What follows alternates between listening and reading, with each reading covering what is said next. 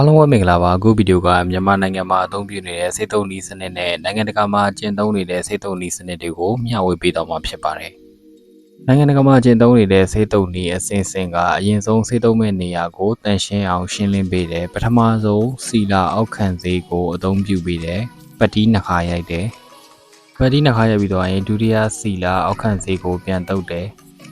စေးသားပိတ်နှစ်ခါတုပ်တယ်ပထမတစ်ကုတ်6ဘီယာနဲ့နောက်ထပ်စေးတစ်ကုတ်ကိုတုပ်တာဖြစ်ပါတယ်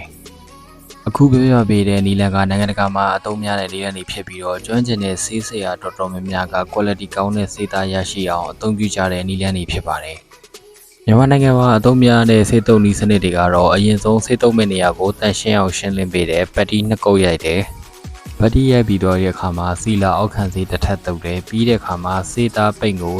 နှစ်ခါတုပ်တယ်ပထမတစ်ကုတ်6ပြီးတော့နောက်တစ်ကုတ်ကိုတုပ်တာဖြစ်ပါတယ်ပြည်တွင်းဆေးသုံးနည်းစနစ်မှာတော့နိုင်ငံတကာဆေးသုံးနည်းစနစ်မှာသုံးတဲ့အောက်ခံဆေးမခံဘဲနဲ့ပတ်တီးကိုတစ်ခါတည်းနှစ်ခါရိုက်လိုက်တာဖြစ်ပါတယ်။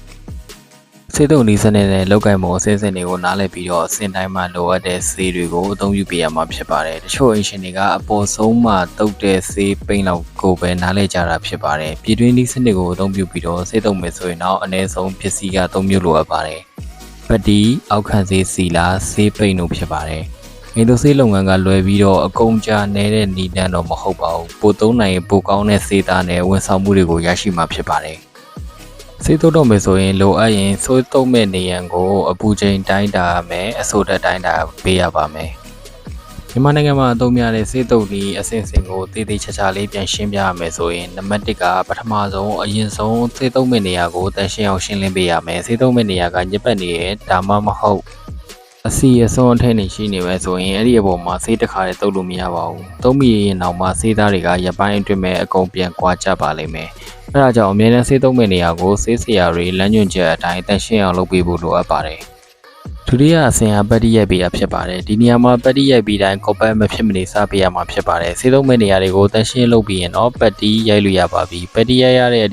ဓိကရည်ရွယ်ချက်ကအပေါ်ဆေးပိန်းသုံးတဲ့အခါမှာ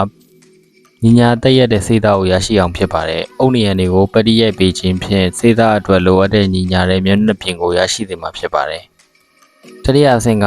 ပထမပတ်တီးရိုက်ပြီးတော့ကော်ပစားပြီးရတယ်နောက်ထပ်ပတ်တီးပြန်ရိုက်ပေးတာဖြစ်ပါတယ်။ဒုတိယအဆင့်မှာရိုက်ထားတဲ့ပတ်တီး6ပြီးရင်နောက်ထပ်ပတ်တီးတစ်ခါပြန်ရိုက်ပေးရပါတယ်။ရည်ရွယ်ချက်ကတော့ပုံညီညာတဲ့စေးမျက်နှာပြင်ရရှိအောင်ဖြစ်ပါတယ်။ပထမရိုက်တဲ့ပတ်တီးကအများအပြားအုတ်နေရံရဲ့မညီညာတဲ့ဂျိုင်းကွက်မျက်နှာပြင်တွေကိုညီညာအောင်လုပ်ပေးထားတာဖြစ်ပါတယ်။ဒုတိယထပ်ရိုက်တဲ့ပတ်တီးကတော့ပတ်တီးကိုပြန်ချောကင်ပေးတာဖြစ်ပါတယ်ပိုပြီးညီညာတဲ့မျက်နှာပြင်ကိုရရှိစေမှာဖြစ်ပါတယ်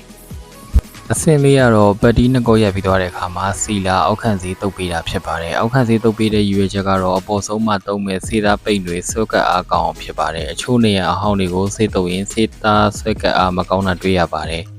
အောက်ခံစေးစီလာကိုအသုံးပြုပေးခြင်းဖြင့်တုပ်လိုက်တဲ့စေးသားနေရန်ပိတ်နေကနေရန်တွေမှာဆွဲကပ်အားကောင်းစေတာဖြစ်ပါတယ်ပတ်တီးနှစ်ကုတ်အောက်ခံဆေးစီလာတုပ်ပြီးသွားတဲ့ခါကျရင်စေးသားပိတ်နှစ်ကုတ်တုပ်လို့ရပါပြီစီလာအောက်ခံဆေးတုပ်ပြီးသွားရင်တော့စေးသားပိတ်ကိုတုပ်လို့ရပါတယ်လက်နဲ့ကင်တွယ်လို့ရပြီးတော့မြင်နိုင်တဲ့စေးသားပိတ်ကိုတုပ်လို့ရပါတယ်ကိုကြိုက်တဲ့ပိတ်ကိုရွေးချယ်အသုံးပြုပေးလို့ရပါတယ်ဆေးရွေးချယ်တဲ့နေရာမှာအယောင်နဲ့ဆေးမျိုးစားကိုအဓိကရွေးချယ်ပေးရပါတယ်အိမ်သုံးဆေးထဲမှာအမျိုးအစားအများကြီးရှိပါတယ်အတွင်းဆေးအပြင်ဆေးရာသီဥတုတန်ခံနိုင်တဲ့ဆေးအပူဒဏ်လျှော့ချပေးတဲ့ဆေးအစွန်အထင်းဆေးကြောရန်လွယ်ကူစေတဲ့ဆေးအနံ့မပြင်းတဲ့ဆေးအလွန်ချုံမွေ့တဲ့ဆေးသားပိုင်ဆိုင်စေတဲ့ဆေးအလှပြင်တဲ့ပြုတ်ဆေးတန်တယ်တွေအသုံးပြုတဲ့ဆေးမှုတ်ဆေးစသဖြင့်ရွေးချယ်စရာဆေးမျိုးစားအများကြီးရှိပါတယ်ဆေးသုံးမဲ့နေရာခြေနေပုံကိုမူတည်ပြီးတော့အသင့်တော်ဆုံးဆေးတွေကိုရွေးချယ်ပေးတုပ်ပေးဖို့လိုအပ်ပါတယ်လူချင်းမင်းတို့ရဲ့လုံချင်းတိုက်ခန်းရုံးခန်းဆိုင်ခန်းစသည်တွေကိုအကျန်းတဲ့ချောတဲ့ဆောက်လုပ်ချင်တာပဲဖြစ်ဖြစ် decoration renovation ပြုလုပ်ချင်တာပဲဖြစ်ဖြစ် Genius Empire Construction Engineering ရဲ့ဖုန်းနံပါတ်099693132199ကိုဆက်သွယ်စုံစမ်းမေးမြန်းလို့ရပါတယ်။